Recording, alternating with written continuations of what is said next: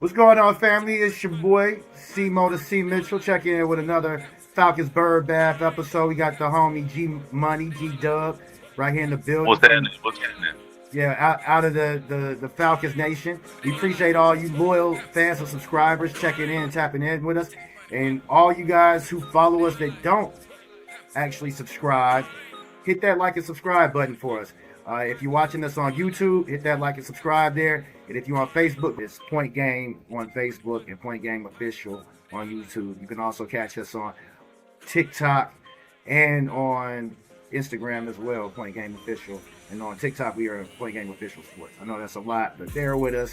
We're going to work on that name and thing. Somebody took Point Game Official, believe it or not, on TikTok already. So, but first and foremost, man, we recently did do a poll about the Falcons, asking who fans thought were most at fault for the underwhelming performances right now that we've gotten out of the team. And it's been overwhelmingly glaring that it is Zach Robinson. Choices between Penix, Zach Robinson, and Raheem Morris. It's like 70 or 80% on Facebook said that it's slightly a little bit different on YouTube. So G Dub, I'm gonna let you get your thoughts on that in a second. Before I forget, we did start a new poll questions this week, and that was who is a better coordinator between Arthur Smith and Zach Robinson. I've seen a lot of talk with people talking about Ritter versus Penix at this point, which I think is really weird. But they had different coordinators, and so we did a new poll question asking about between Zach Robinson and Arthur Smith. I do feel as though Zach Robinson has been the biggest obstacle and hindrance for the Falcons right now so far. It's largely play calling and situational football, and it's just really hard to get away from that. Now, as it pertains to who was a better offensive coordinator between Zach Harrison and Zach Robinson and Arthur Smith, I got to go with Arthur Smith. A lot of fans didn't like Arthur Smith's play calling. I do feel like he was a little bit limited by the personnel that we had, and I did not necessarily like the creativity of his play calling, but I feel as though he just definitely did a better job overall of getting easy throws to the quarterback, or getting easy throws for the quarterback. He did a better job of leading with the run and trying to call somewhat more of a little bit balanced offense. I think teams really had to gear up against the run with Bijan Robinson and Tyler Algier out there. I really like the usage that he was getting out of Tyler Algier. I feel as though Robinson doesn't use Tyler Algier quite enough, and Arthur Smith used Tyler Algier just a little bit too much. So those are the main differences. But I feel as though we knew that with Zach Robinson, he's not using as much play action. We knew with Arthur Smith that he was going to get the play action game involved. I didn't like the way he used Kyle Pitts. I feel like he involved too many multiple players, spread it around too much, and I would have liked to have seen our playmakers get a lot more targets and a lot more touches on a consistent basis so they could get into a rhythm. But that's a little bit up for debate when you look at the way that Pittsburgh is doing right now. Their offense is not necessarily ranked as high in terms of yards per game or any of their yards from scrimmage as we are, but they have a nice balance of what they're doing up there. And Aaron Rodgers is not looking like a washed old man the way that he looked last year with the Jets. I feel as though Arthur Smith is doing a lot better job of getting the ball to his playmakers, getting the ball to the running backs. He's involved in a lot of different tight ends, so that kind of speaks to some of why we didn't get the production out of Pitts that we wanted here in Atlanta. That goes on to our next point, which is the Falcons do have quite a bit of injuries at the moment. I feel as though us having Divine Diablo first and foremost is a huge issue. We're gonna have to definitely replace that. It's hard to get over that production that we had out of him and what he meant to our defense. But we also have Drake London hurt. We got rid of Ray McLeod. Darnell Mooney's been injured, and even when he comes back, he's playing hurt, and he hadn't been up to 100%, and he hasn't looked very good. We're getting Kyle Pitts the ball, but we definitely need another wide receiver as well. And I've seen a lot of people say that they would love for us to add another defensive lineman still. A few weeks, we've actually had uh, a lot of injuries on the defensive lineman, or at least the last 2 weeks has been at least two defensive linemen that have been not active. We definitely could use some help on that defensive line, and I've seen people talking about trading for a defensive lineman. I don't know what's actually out there in terms of free agency, so I don't think it's as simple as just adding somebody in free agency, but definitely could see us going after some type of defensive lineman. The Falcons put it out there that they're definitely looking to get a wide receiver and that they're open to trade for a wide receiver out there on the market. I've seen Calvin Ridley's name out there. That is not somebody that I would like to see coming back to Atlanta. Not that I don't think that Calvin Ridley has anything in the tank, but we had him here. We had the gambling issues. There was the initial during the initial year when he first stopped playing and said he had to take some time off to clear his head. Come to find out, there was a lot of home invasions in Atlanta with a lot of celebrities, and he had a home invasion while he was on the road. Fortunately, he had his wife and kids with him, so I can understand how that would have made it hard for him to stay here in Atlanta. So for that reason, I don't think that that's a thing we need to revisit. But as I said earlier this week on a previous episode, I would like to see us maybe go after Tyler Algier. I think that that's a wide receiver we definitely could utilize. There are a few other trade candidates out there as well. If you guys want to get a lot more in depth with a lot more of this trade analysis, you can check out Diana Rossini. She's had a lot of the trade rumors out there for the Falcons. They've been talking about us shoring up our cornerback room. Now, that's not a place that I think that we need to trade for. They have Michael Carter with the Jets, and they also have a cornerback out there for the Seahawks that they're saying we should trade for as well too. I don't think that we need to really mess with our cornerback room unless Billy Bowman is going to be out for an extended time with injuries. I think that our pass defense has been great so far. I would like to see us actually go after a linebacker though, with Divine Diablo being out for the next 4 weeks.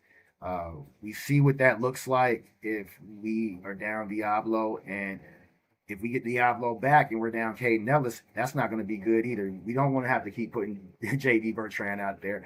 Troy Anderson is still on the pup, or at least the IR. There's no telling when we're going to get him back.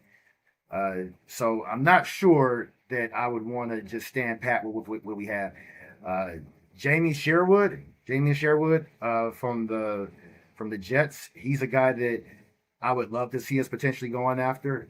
I'm not against actually getting somebody out there at defensive tackle, but so that I think the Jets might be open to trading quite a few players. The Titans have definitely been have put it out there that everybody's tradable on their roster for the most part, except for Cam Ward, and there's somebody else I can't remember, but they're not trading the quarterback naturally.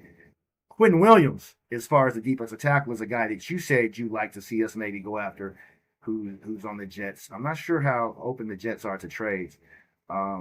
What are your overall thoughts on where we are? And even with Divine Diablo, we were kind of talking about it's going to be mandatory 4 weeks on the IR, but he might be able to come back and play with a cast on his arm. I'm not sure if it's going to still be on his arm after 4 weeks or not. But yeah, what are your thoughts about where we should be going with some of the moves? Well, the thing about the Divine Diablo, I would like to see uh, one of the guys that we have possibly step up. Um, with Divine Diablo, I definitely, we know it's 4 weeks, so but I definitely would like to see him in a way like do the 4 weeks, possibly come back with the cast on or something like that.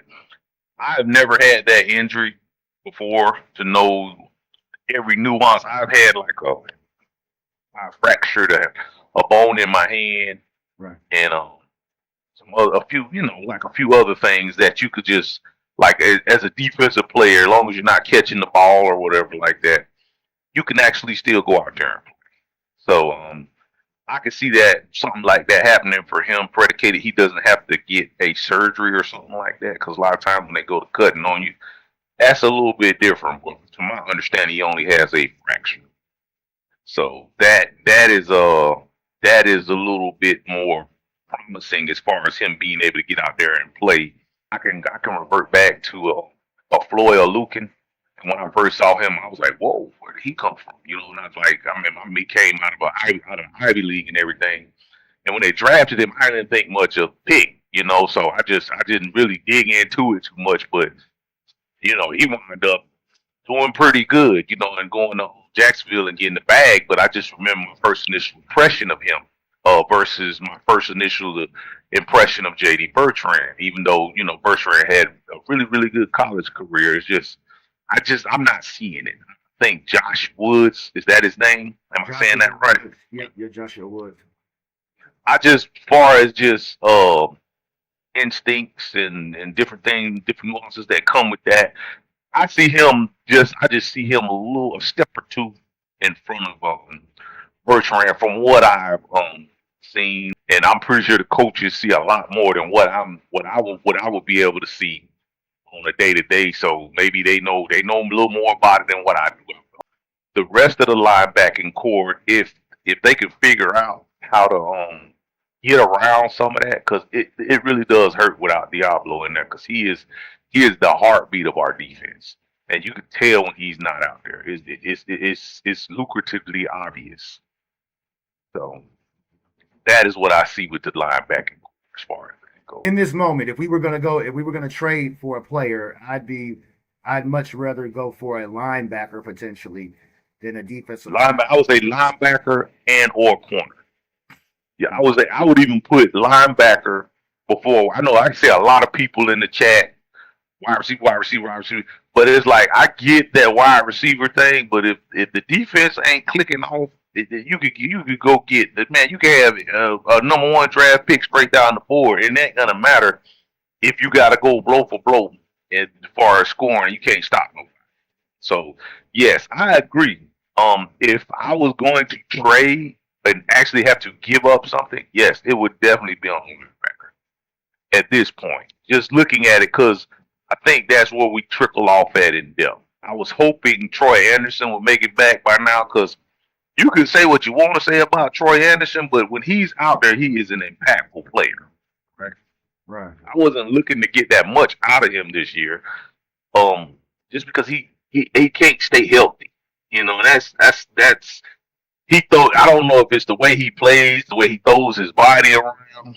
He wasn't necessarily a linebacker coming into this. He played multiple positions, and I think that's why they just were so enamored with him, because of the fact that he could play tight end. I want to say he played running back, quarterback.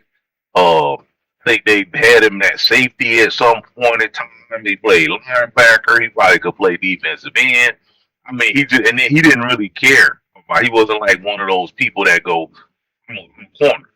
Put me at where I'm at. He wasn't like one of those. He was like, look, do whatever I can to help the team. In every interview I saw with him, that was pretty much his attitude. So, and I kind of think Raheem was leaning on that too, just because of how much they emphasized bringing him into the fold once he was healthy. They really emphasized that.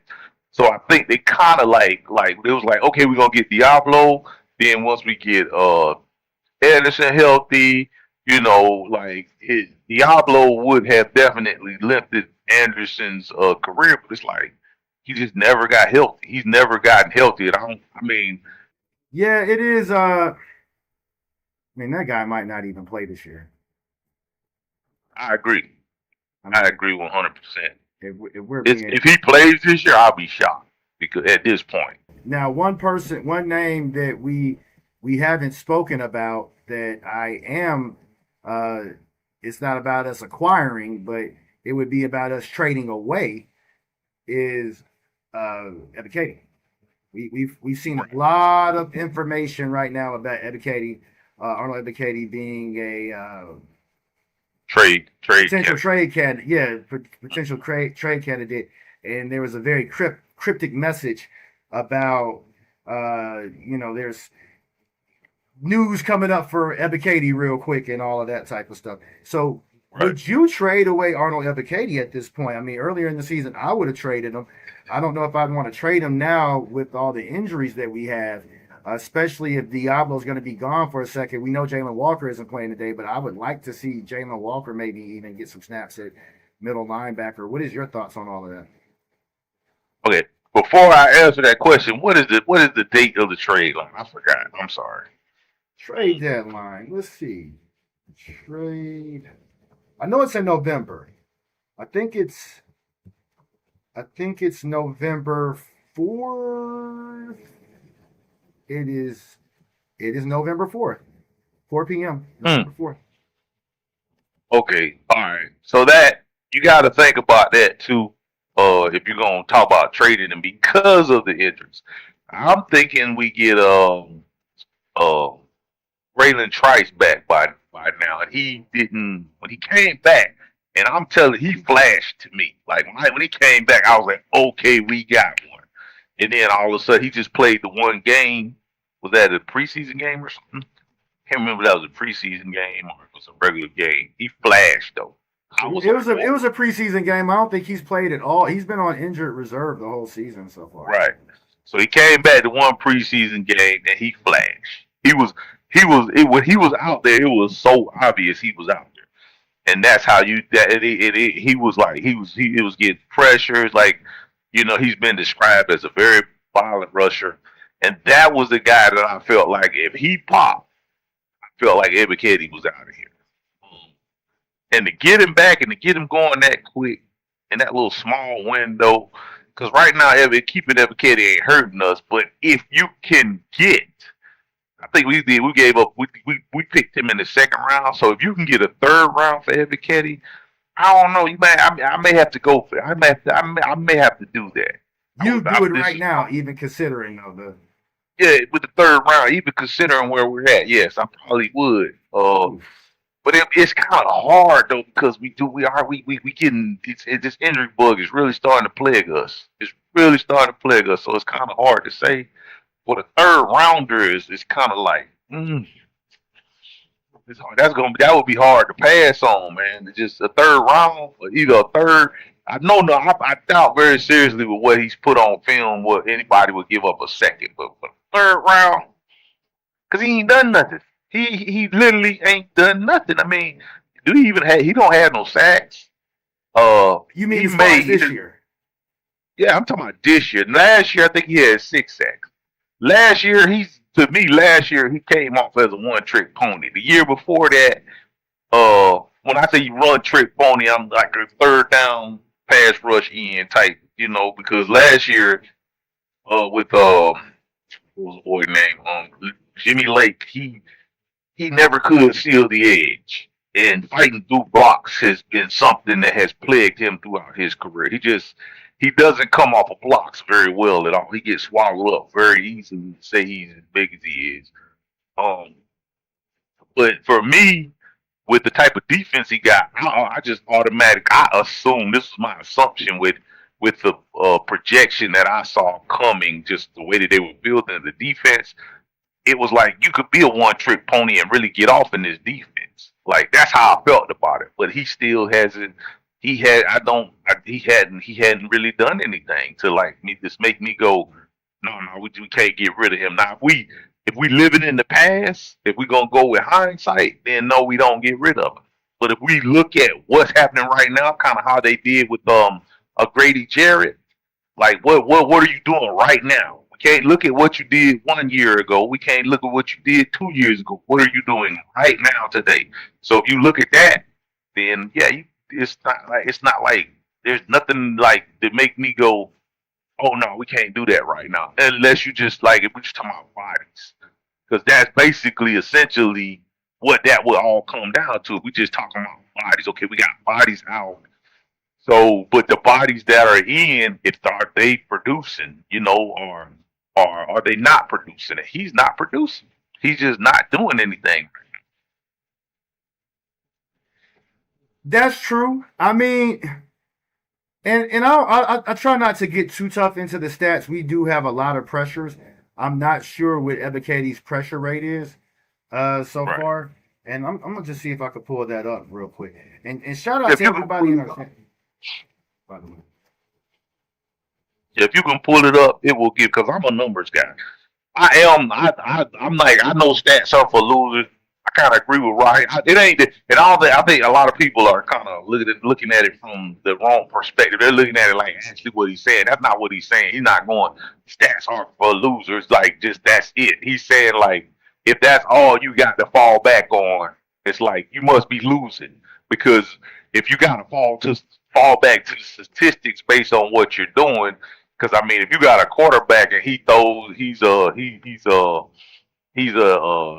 20 for 36.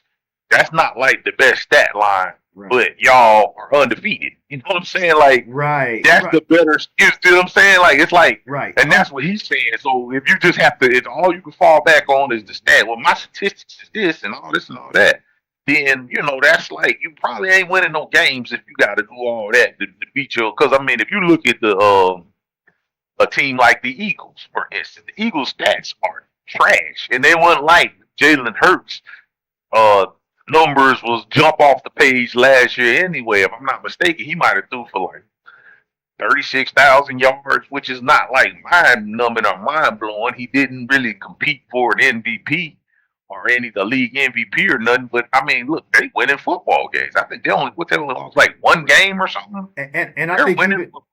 I think even more important than that also is that when we're talking about like as a coach, you can't be thinking, let me make sure that this person gets a certain amount of yards. Let me make sure that this person Right, gets a right, sack right. or whatever the case is. You draw these plays up for your players. You keep these things in mind. But if a defensive end or edge guy is getting a double or triple team and it frees up and makes somebody else open and they get the sack or they make a play, or if they are getting pressures on the quarterback and they're causing bad throws or interceptions, those are different stats that don't necessarily show up on the stat sheet. If I go out there and I draw up plays for Drake London, he's getting double or triple team, or even how Kyle Pitts it sometimes he will draw coverages, zone coverages, and draw men out of their zone.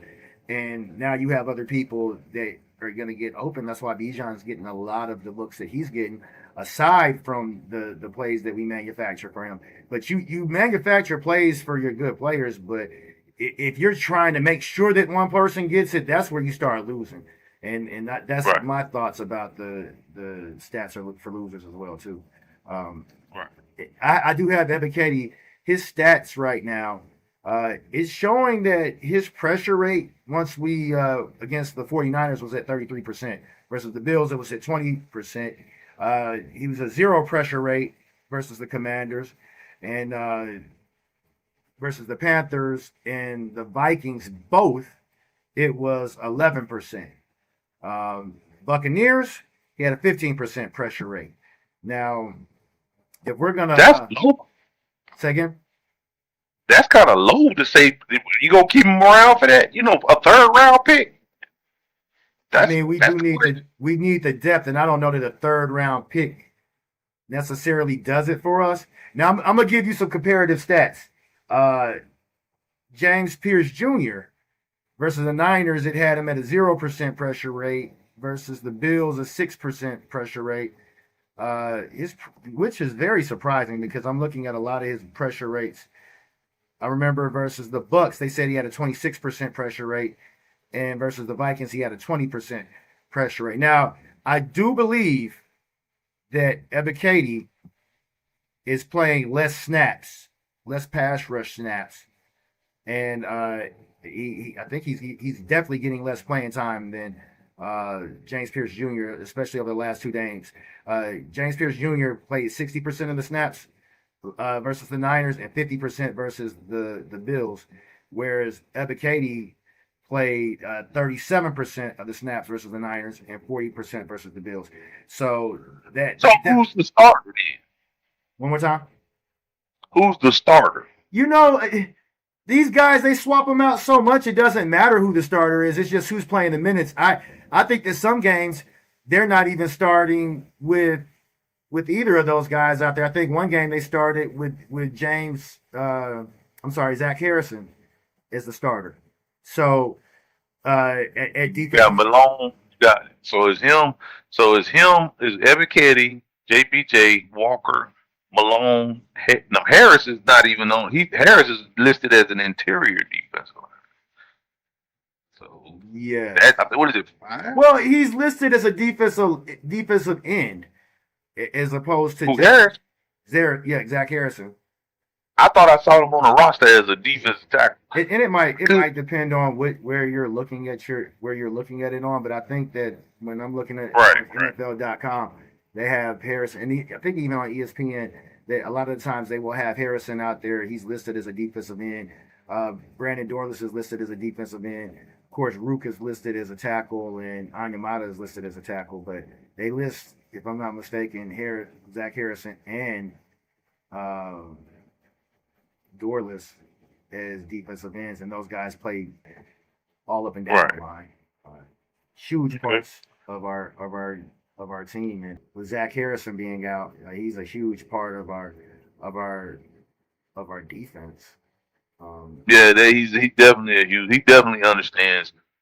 Like I get off when everybody whatever everything else is going on, I'm gonna get off. Yeah. So what you're saying is, you don't think we trade that for that third round pick? Like you want to keep him around for that? I think I would at this moment. I'd want to keep him after all that was what's happened. I mean, we drafted him as a second round pick, so Yeah, we did. So I would almost be comfortable with just letting them play the season out, and if we don't get something for him, it is what it is. I mean, again, unless let him walk. I wouldn't let him walk because I think we signed him for $6 million, $5 or $6 million. Listen, maybe you can. I'm not saying you just let him walk, but if it's between him and somebody else or Pitts or we have Pitts' contract coming up. He might wind up getting a franchise tag, so I wouldn't franchise Ebiketie. Sometimes guys walk and you don't get anything for them. That's just it's better to like Raheem's got to win this year.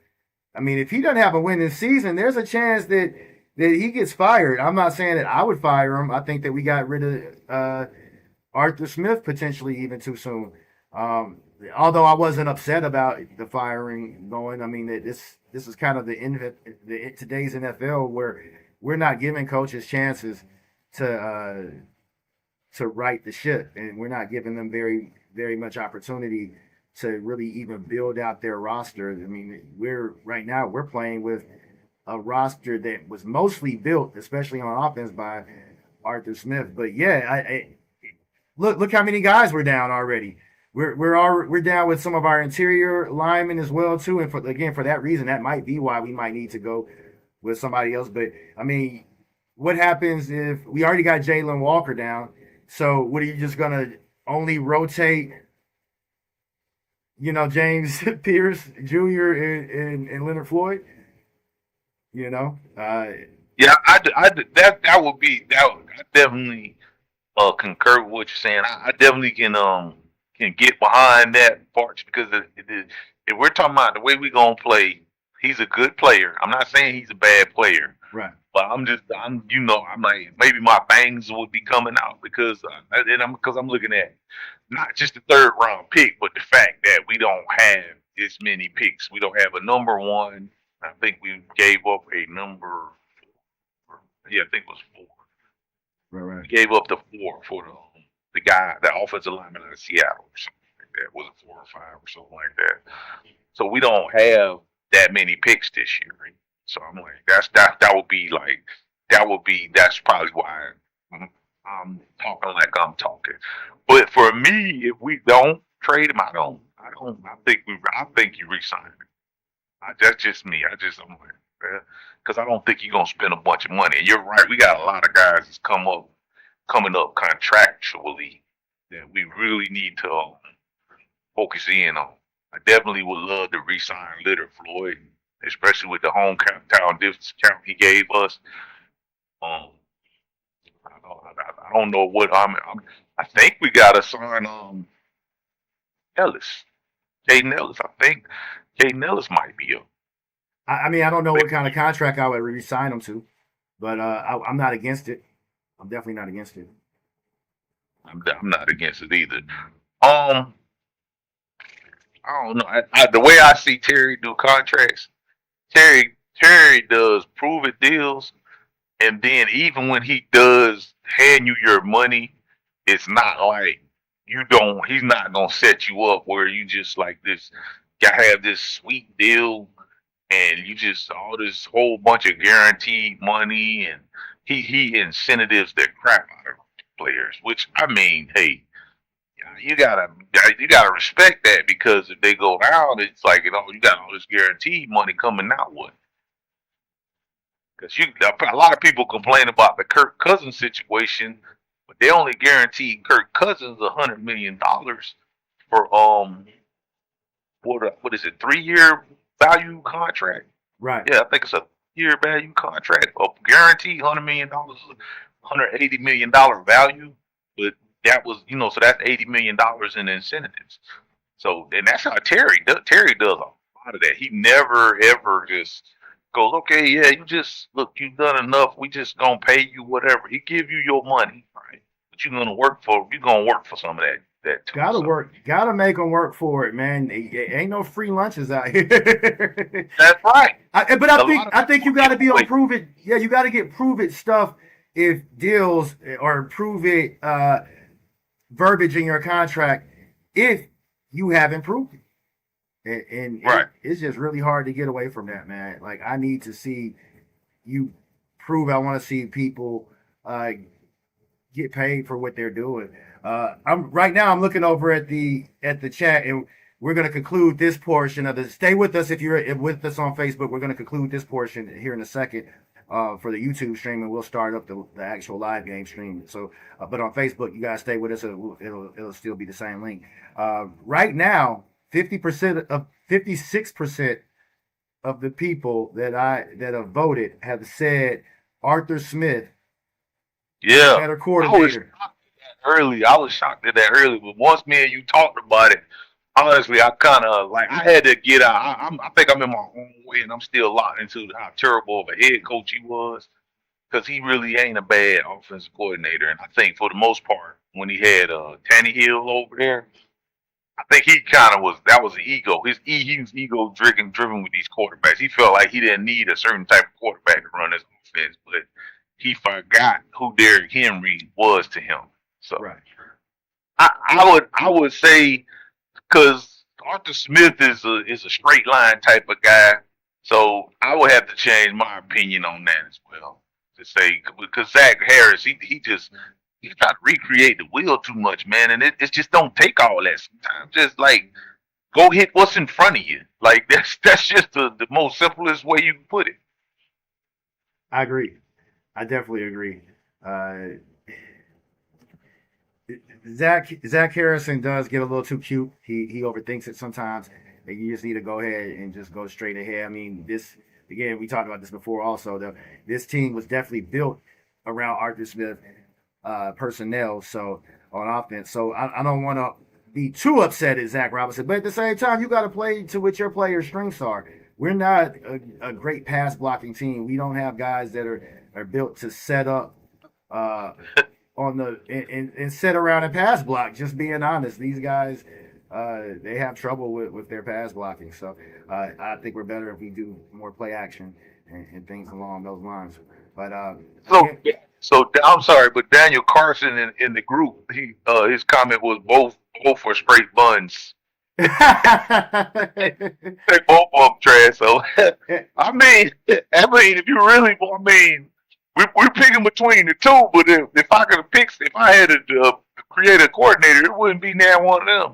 I will say I that. mean, and before we get out of here, I'm gonna look. I'm gonna check out. I'm gonna check out. I'm gonna check out what they're saying about. I mean, the stats say about Pittsburgh's offense. And just one more reminder. James Pierce Jr. I was looking at some of the insights going into last week. They said that he had the highest pressure rate amongst all 25 rookies with 50 pass rushes this season. So, um, but I do want to see what is Pittsburgh's offense ranked. I will circle back and say, but Evan Ketty is subject to snap at any given time, and we know this. Right. He is there, but it's just okay. When is it gonna translate? Absolutely. All that almost doesn't count. I mean, I think he's fine for a second round draft pick, and I think he's worth re-signing. Just completely depending on what he's gonna get on the open market, and that's what it really ultimately boils down to. Offensively, I think that the Steelers might be like 26th in the league in terms of statistically in terms of yards per game, but they're averaging like 25 points per game, which is like top 10. So for all of that, top rated offense in the league with all this yardage and stuff, you got to put points on the board to win. I want to give a shout out to everybody in the YouTube chat, Space Alley, Carlo Wiggins, Hannibal Black. Shout out to you, brother. Appreciate you guys checking in. I need that top 5 from you. You asked me about the top 5 running backs, brother. I need you to let me know. Hit me back with your comments about that, because we had a nice back and forth about whether Bijan Robinson could carry a team the way that a Marshall Faulk could, and we'll talk about that a little later. I got Steve Hightower working on something about top 5 running backs ever. And shout out to the Facebook stream as well too. Definitely, Derek. Appreciate the love, homie. Everybody on the Facebook chat. Peace out to you guys over there on YouTube.